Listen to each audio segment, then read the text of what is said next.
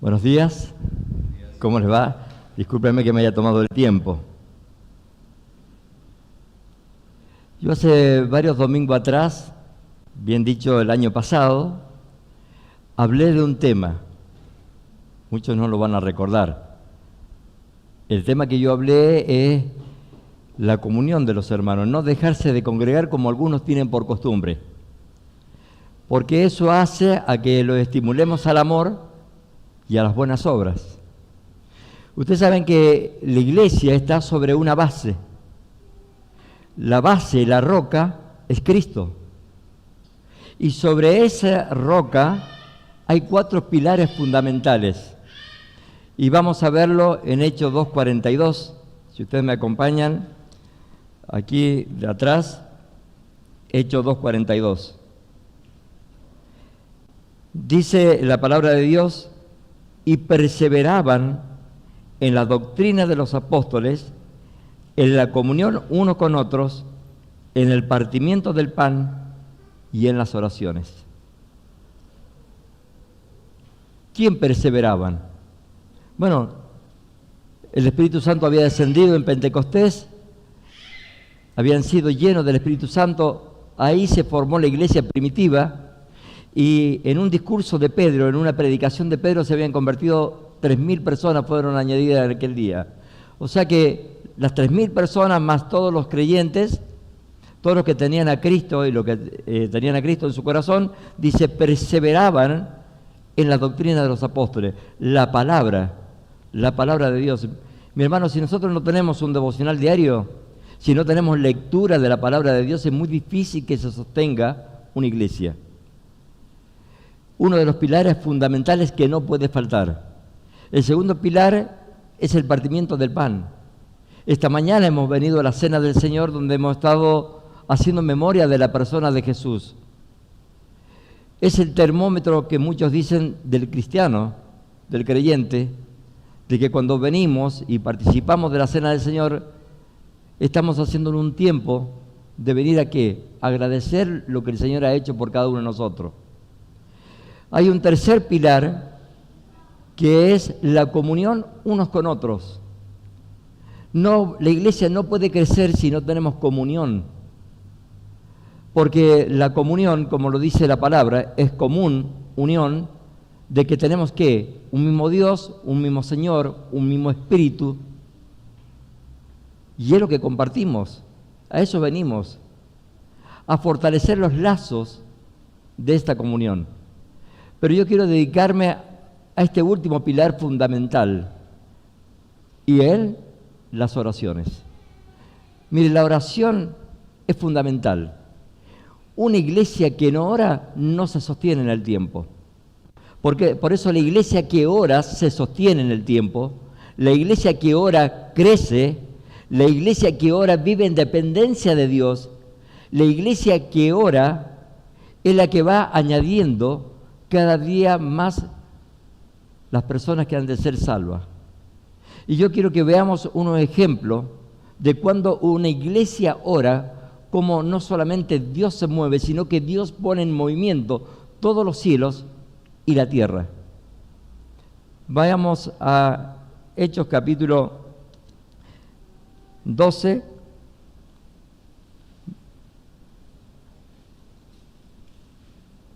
Verso 1. Yo le titulé a este mensaje El poder de la oración. Dice Hechos capítulo 12, verso 1. En aquel mismo tiempo el rey Herodes echó mano a algunos de la iglesia para maltratarle y mató a espada a Jacobo, hermano de Juan, y viendo que esto había agradado a los judíos, procedió a prender también a Pedro. Era entonces los días de los panes sin levadura. Habiéndole tomado preso, le puso en la cárcel, entregándole a 4 grupos. Presten atención a esto que voy a leer en este momento. Dice, entregándole a 4 grupos de 4 soldados cada uno, para que custodiasen, y se proponían sacarle al pueblo después de la Pascua. Así que Pedro estaba custodiado en la cárcel, pero, me encanta este pero, dice, la iglesia hacía sin cesar oración a Dios por él. ¿Por quién? Por Pedro. Pedro estaba en la cárcel. Herodes había agarrado a Jacobo, lo había matado a espada, hermano de Juan, y como esto le agradó a los judíos, también echó mano a Pedro y lo metió en la cárcel, y como era el tiempo, dice, de la Pascua, dice, lo metió en la cárcel, y después de que pasara ese tiempo lo iba a sacar para ser azotado, ser golpeado, maltratado, y hasta muerto, porque esto le había agradado a los judíos. Pero fíjense que detrás de todo esto había una iglesia que oraba. Pedro lo habían encarcelado, pero fíjense de qué forma. Estaba bajo las rejas, estaba con 4 escuadrones de 4 soldados cada uno, estaba encadenado de manos y pies, pero había una iglesia que estaba orando sin cesar a Dios por Pedro. Ahora vamos a ver qué sucede, qué es lo que hace el poder de la oración cuando una iglesia unida ora por alguien. Sigamos en el capítulo 12, verso 6. Y cuando Herodes le iba a sacar, aquella misma noche estaba Pedro durmiendo entre 2 soldados, sujeto con 2 cadenas, y los guardias delante de la puerta custodiaban la cárcel. He aquí que se presentó un ángel del Señor, y una luz resplandeció en la cárcel, y tocando a Pedro en el costado, le despertó diciendo, levántate pronto, y las cadenas se cayeron de la mano. Y le dijo el ángel, cíñete y átate la sandalia. Y lo hizo así. Y le dijo, envuélvete en tu manto y sígueme. Y saliendo, le seguía. Pero no sabía que era verdad lo que hacía el ángel, sino que pensaba que veía una visión.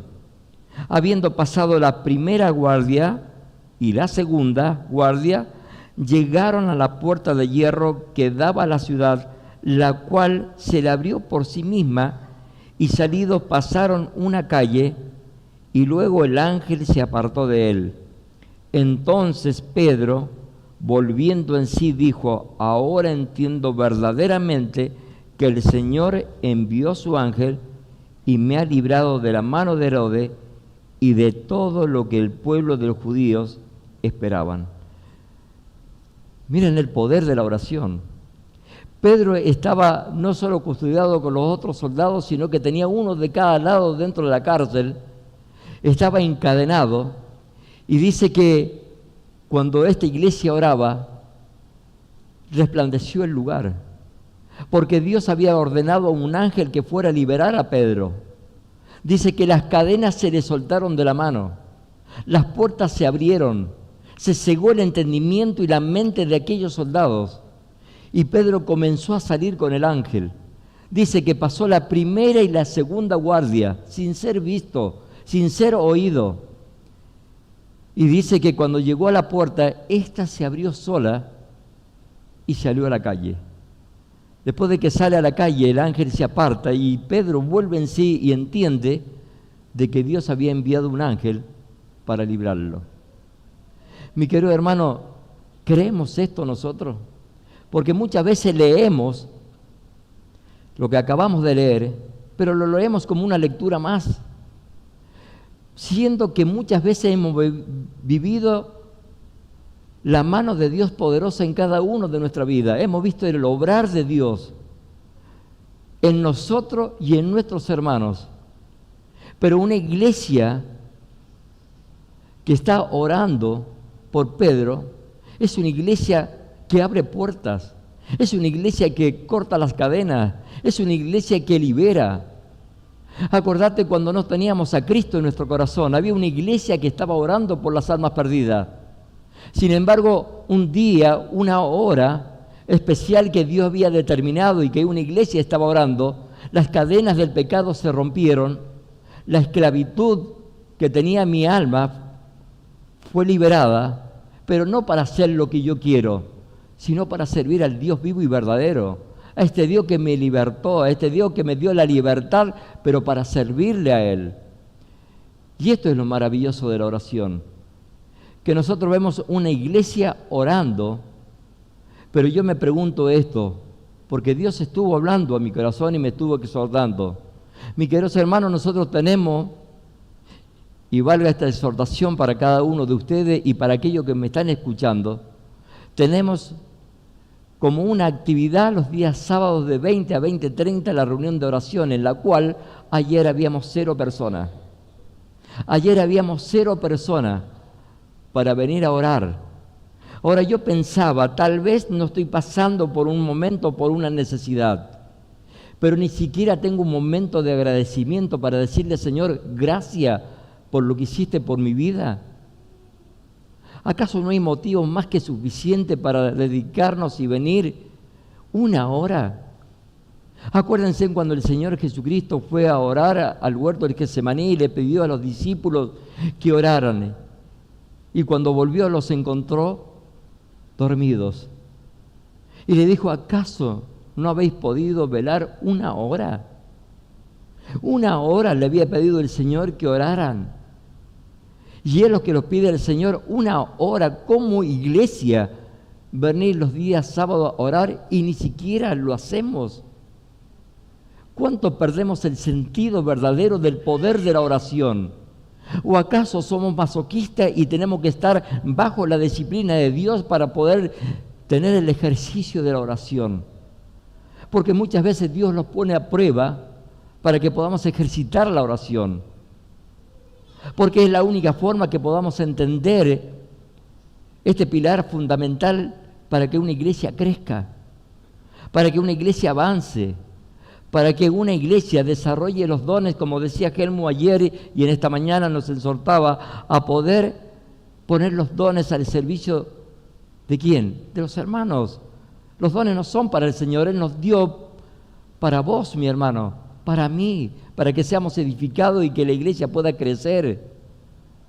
Ahora, hemos visto la mano más de una vez. Y yo me acuerdo que cuando surgió el caso de Josefina, los juntábamos en este lugar. ¿Ustedes se acuerdan? ¿Quién tiene memoria de que nos juntamos en este lugar? ¿Quién tiene memoria que en la segunda operación de Josefina las cosas no andaban bien? Yo me acuerdo que estaba en San Rafael y llegó un mensaje a mi celular, o sea, el celular de mi esposa, y me dice, Josefina no está bien. Hay algo que no está funcionando bien. Y yo me acuerdo que paré el auto, me detuve y me puse a orar. Y Dios no solo contestó mi oración, sino contestó la oración de muchos hermanos que estaban orando al mismo tiempo. Porque era la iglesia que estaba orando por Josefina a lo largo y a lo ancho del país. Porque no solamente era la iglesia del barrio El Hornero, sino de todas las iglesias de muchos lugares que estaba orando por ella. Y yo me acuerdo que oré por Josefina. Arranqué el motor y seguí a la casa de mi hermano. No pasó 10 minutos y volvió a sonar el celular diciendo que Josefina había pasado el peligro. Y yo dije, ¡wow! ¿Cómo contestó el Señor? Tan rápido. ¿Y sabe qué me llegó a pensar? A Daniel, capítulo 9. A mí me encanta cuando Daniel hace esa oración y es escuchado. Capítulo 9, verso 20. Fíjense en el poder de la oración y cómo Dios actúa cuando un hijo genuino busca la presencia de Dios con un corazón quebrantado. Dice Daniel capítulo 9, verso 20, aún estaba hablando y orando y confesando mi pecado y el pecado de mi pueblo Israel, y derramaba mi ruego delante de Jehová, mi Dios, por el monte santo de mi Dios. Aún estaba hablando y orando cuando el varón Gabriel, un ángel, a quien había visto en la visión al principio, volando con presteza, vino a mí como a la hora del sacrificio de la tarde. Y me hizo entender y habló conmigo diciendo: Daniel, ahora he salido para darte sabiduría y entendimiento. Y fíjese en esta parte es la que a mí me fascina. Dice: y al principio de tus ruegos fue dada la orden, y yo he venido para enseñártela, porque tú eres muy amado. ¿Entiendes, pues, la orden y entiende la visión? O sea, mientras que Daniel estaba orando, Dios ya le había dicho a su ángel Gabriel: ve y haz lo que Daniel dice. Y esto me conmueve, porque podés estar orando vos, mi hermano, mi hermana, con un corazón sincero, quebrantado delante de la presencia del Señor. Dios escucha tu ruego y Dios envía inmediatamente al ángel, le da la orden para hacer no tu voluntad, sino la voluntad de Dios. Porque a veces tenemos que saber cómo oramos. Porque muchas veces decimos: pero Señor, oramos, pero tú no respondes. Sí, Dios siempre responde. Un sí, un no, o esperas. Pero Él siempre responde. Acuérdate cuando el Señor Jesucristo, Él estaba orando en el Getsemaní. Él oró: Padre, si es posible, pasa de mí esta copa, pero no se haga mi voluntad, sino que se haga tu voluntad. Y Dios contestó a la oración del Señor Jesucristo, no como Él quería, como hombre. ¿A qué había venido el Señor Jesucristo? Él había venido a morir en una cruz del Calvario. Y el Señor le contestó, porque la voluntad de Dios era morir en una cruz del Calvario. Pero sí lo que hace, y esto es lo que a mí me encanta del verdadero evangelio. Mira, Dios no te promete que todo te va a ir bien en la vida. Dios no te promete que vas a tener el trabajo que a vos te gusta y que amás y que querés trabajar. Dios no te promete que todo es color de rosa. Dice: aflicción vas a tener en el mundo, pero confiad, yo he vencido el mundo.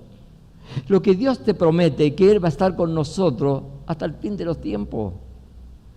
Eso es lo que nos promete, que Él nos toma de la mano y no nos suelta. Él los tiene dentro de su mano y todavía la mano del Padre agarra la mano del Hijo, o sea que tenemos una doble protección. Mira lo que dice en Hechos, capítulo 16.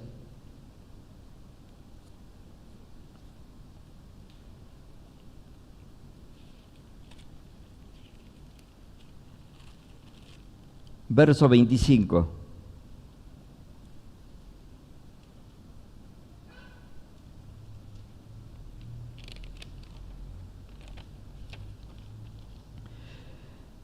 Acordémonos que todos sabemos la historia. Estaba Pablo y Silas, estaban en la cárcel. Dice que, pero a medianoche, orando Pablo y Silas, cantaban himnos a Dios y los presos los oían.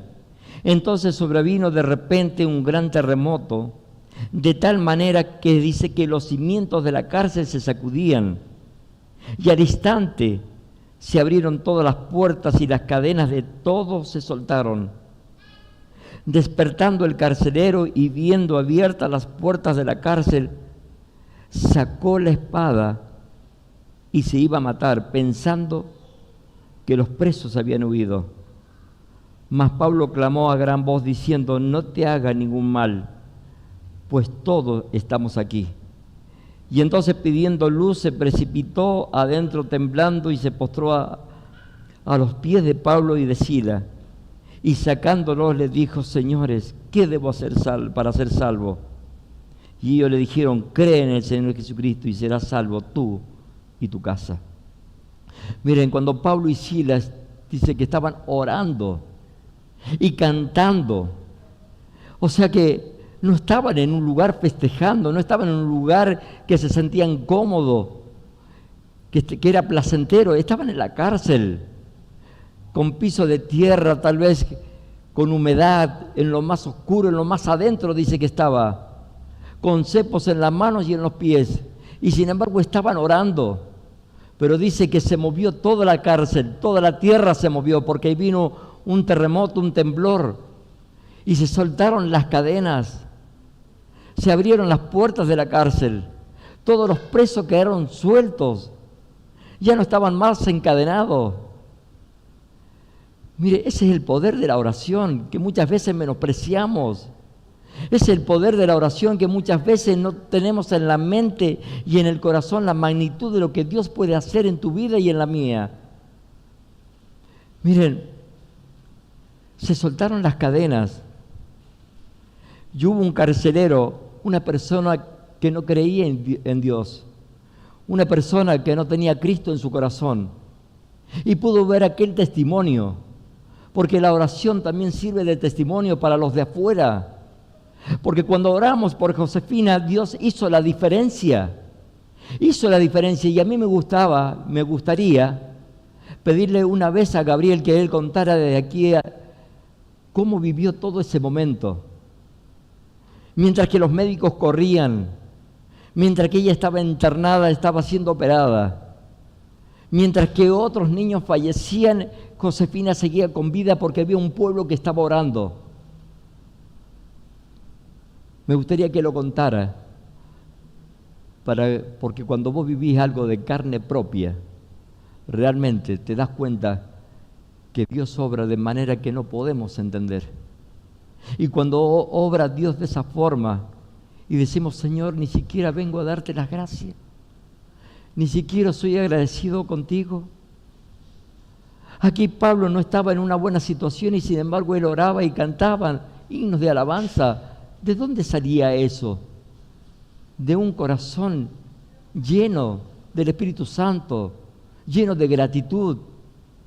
No le importaba de cómo estaba. A veces nos quejamos porque no estamos en una buena situación económica. A veces nos quejamos porque tenemos tal vez un ser querido que está con una enfermedad. A veces nos quejamos porque no tenemos un buen trabajo. Nos quejamos del jefe. Nos quejamos de tantas cosas en la vida. Pero nunca le damos gracias a Dios por lo que Él nos permite vivir. Porque a pesar de, Él está con nosotros. A pesar de, Él está cuidándonos y protegiéndonos y acompañándonos. A pesar de lo que nosotros somos como personas, que somos seres humanos, que estamos en la carne y todavía vivimos bajo la influencia del pecado, todavía Dios nos contesta. Dice 1 Juan 1:9, si confesamos nuestros pecados, Él es fiel y justo para perdonarnos de todos nuestros pecados y limpiarnos de toda maldad, de toda maldad. Por ahí, ¿sabe lo que pasa? Que Dios no contesta porque no confesamos nuestros pecados. Hay pecado en nosotros. A veces cuando tenemos problemas con nuestras esposas, que por ahí discutimos, que a veces que es por tontera. El otro día escuché y estuve viendo un pedacito donde se levanta la mujer, habían dormido separado el matrimonio por una pelea, y se levanta la mujer y le da la espalda a su marido, y su marido le tenía la comida hecha. O puede ser al revés, plantéalo como vos quieras. Y esta mujer no le da ni siquiera la cara al hombre. No sé cuál era la discusión, pero la mujer le dice, mujer, te he preparado el desayuno. Vení, sentate conmigo, quiero compartir la mesa.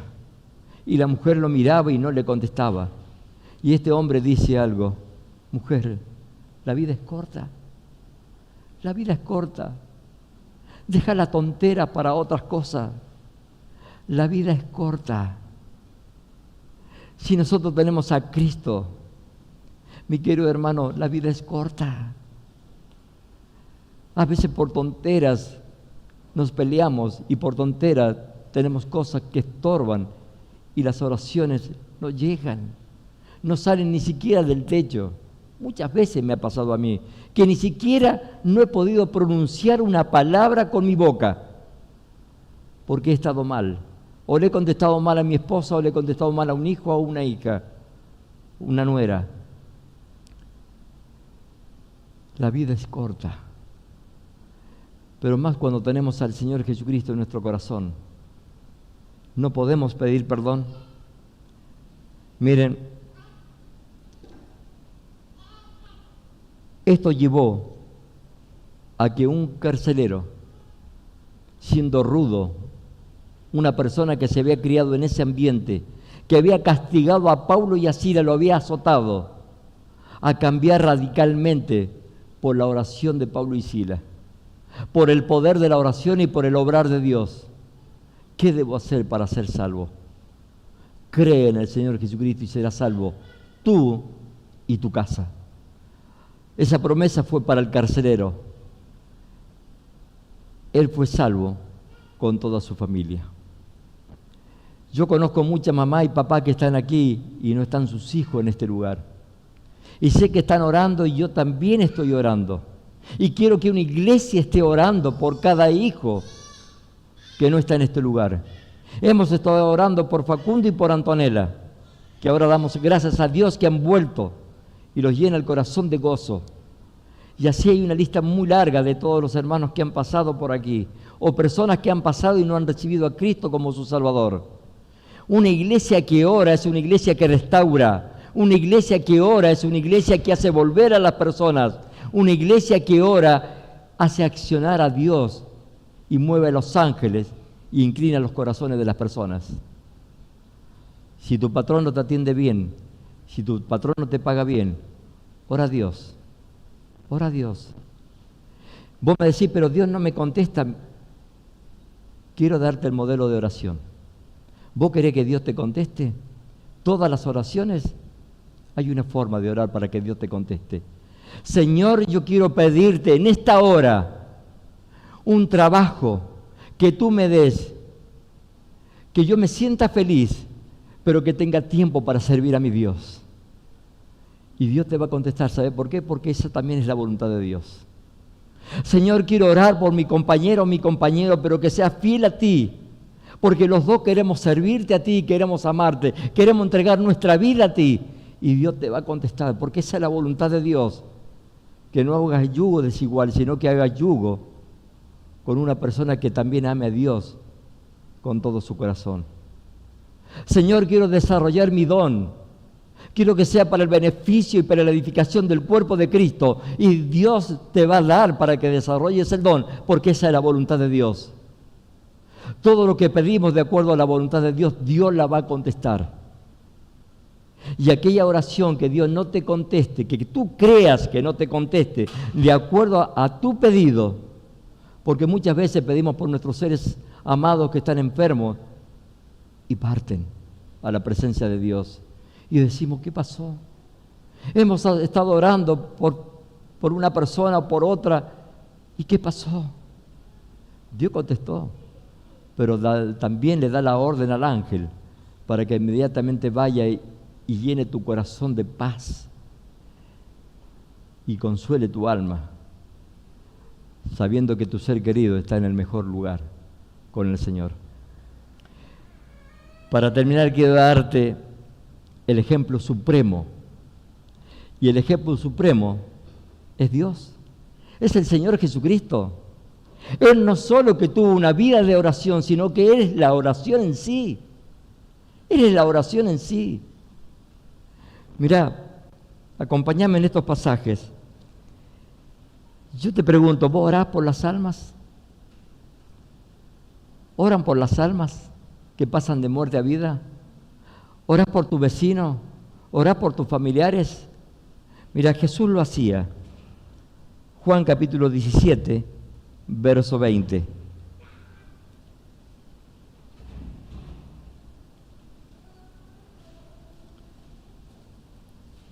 Mas no ruego por esto, sino también por los que han de creer en mí por la palabra de ellos. Ahí el Señor Jesús está haciendo una doble oración. No solo que está orando por el predicador, por los apóstoles, sino que también está orando por aquellos que van a recibir la palabra, para que tengan un corazón predispuesto, abierto su mente y su corazón y puedan entender el Evangelio y puedan recibir a Cristo como su Salvador. Mira, Jesús oró por fe. Lucas capítulo 22, verso 32.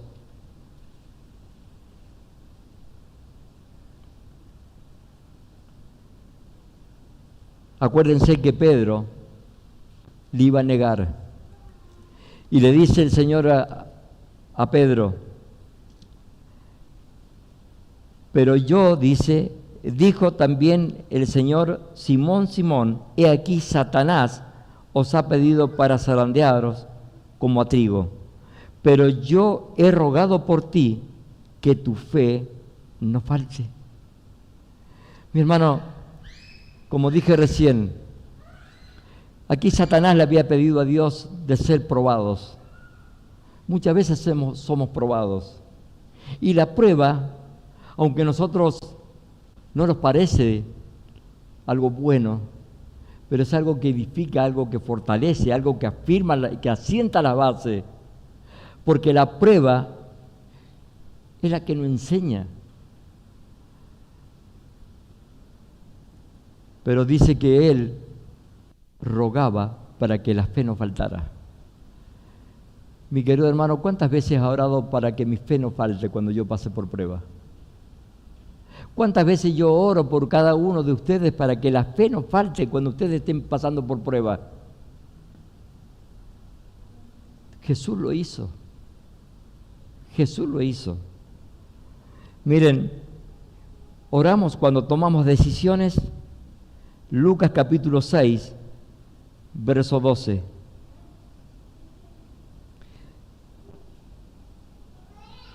Dice Lucas capítulo 6, verso 12. Y en aquellos días él fue al monte a orar y pasó la noche orando a Dios.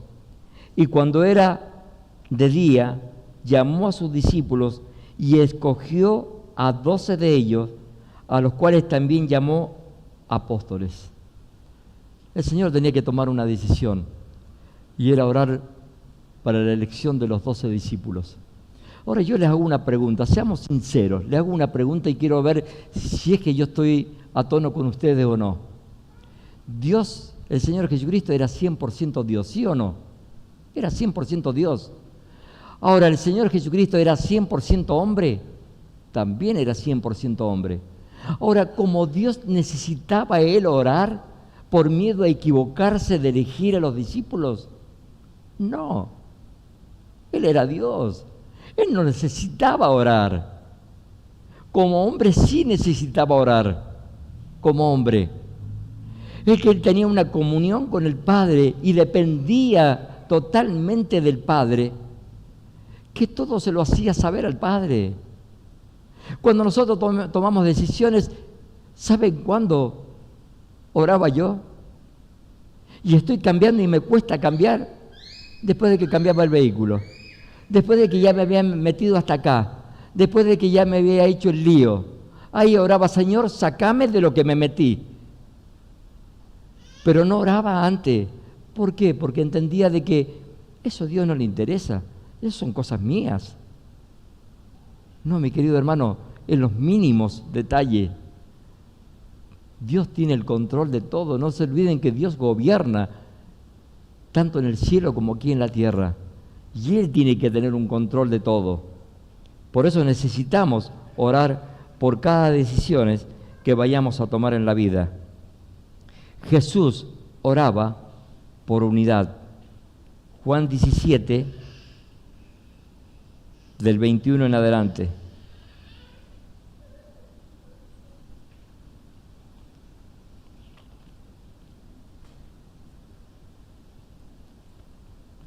Dice, para que todos sean uno, como tú, oh Padre, en mí y yo en ti, que también ellos sean uno en nosotros, para que el mundo crea que tú me enviaste. La gloria que me diste, yo les he dado, para que sean uno, así como nosotros somos uno, yo en ellos y tú en mí, para que sean perfectos en unidad, para que el mundo conozca que tú me enviaste y que lo has amado a ellos como también a mí me has amado. Qué hermoso versículo. Que el Señor Jesús ore, Señor, así como vos y yo somos uno, que ellos sean unos con nosotros y sean uno ellos. Qué hermosa oración. ¿Cuántas veces cito el Salmo 133, 1? Cuán bueno y cuán delicioso es habitar los hermanos juntos en armonía, porque ahí envía Dios bendición y vida eterna. Cuán bueno y cuán delicioso es habitar los hermanos juntos en armonía. Y la última dice, Dios oraba por sus enemigos. ¿Orá por los enemigos? ¿Orá por ese vecino que te trata mal? ¿Por ese patrón despechado que te ignora o no te trata como persona? ¿Que te manda a barrer o te manda a limpiar el baño que tanto no te gusta? ¿Orás? Jesús lo hacía. Estaba en la cruz del Calvario cuando dice, Padre, perdónalos porque no saben lo que hacen. Y ahí estaba orando por vos y por mí, por cada uno de nosotros.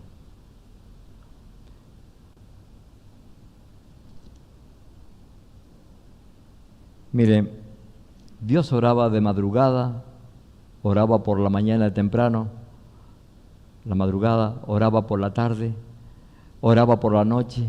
Se pasaba hora entera orando. Oraba de pie, oraba con la cabeza levantada, los ojos al cielo, oraba de rodilla y oraba con su rostro puesto en tierra. ¿Qué otro ejemplo queremos? ¿Cómo debemos orar? Pero yo quiero terminar diciéndote, ¿por qué era oído el Señor Jesús? ¿Por qué era oído el Señor Jesús? Algo que tanto nos hace falta a vos y a mí y a los que están me viendo a través de la cámara. Hebreos capítulo 5, verso 7. Dice Hebreos capítulo 5, verso 7, y Cristo, dice, en los días de su carne, ofreciendo ruego y súplica con gran clamor y lágrima al que le podía librar de la muerte, fue oído a causa de su temor reverente. Yo te pregunto una cosa, los miércoles cuando venimos a orar y tantas veces hacemos hincapié y énfasis, dejemos a las hermanas orar aquí, los varones vayámonos afuera a orar para que haya tranquilidad, paz y pueda obrar el Espíritu Santo. Y lo que menos hacemos es tener temor y reverencia delante de la presencia de Dios y en su casa.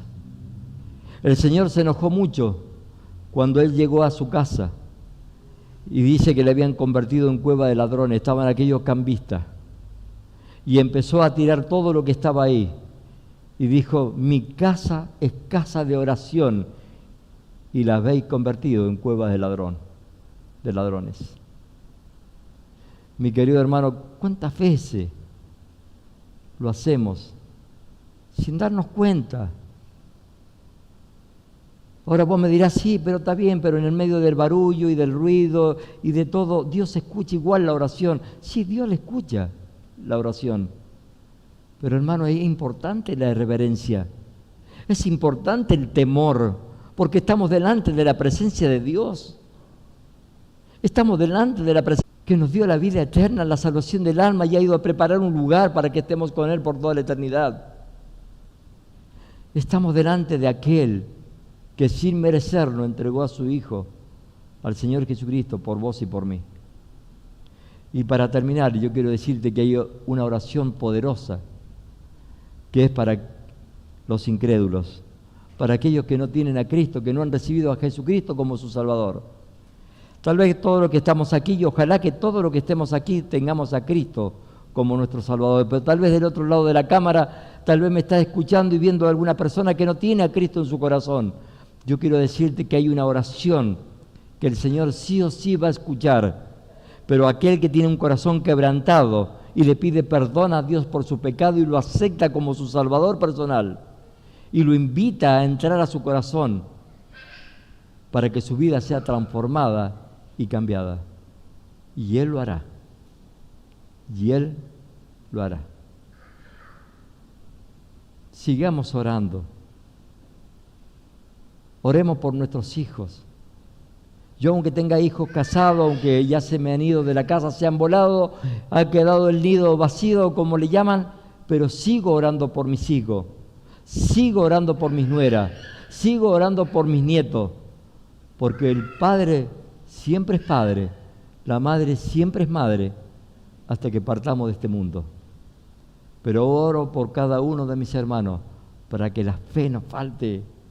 Al contrario, que seamos unidos más que nunca para servir a nuestro Dios, a nuestro Salvador, a nuestro Rey. Que el Señor bendiga su palabra. Amén.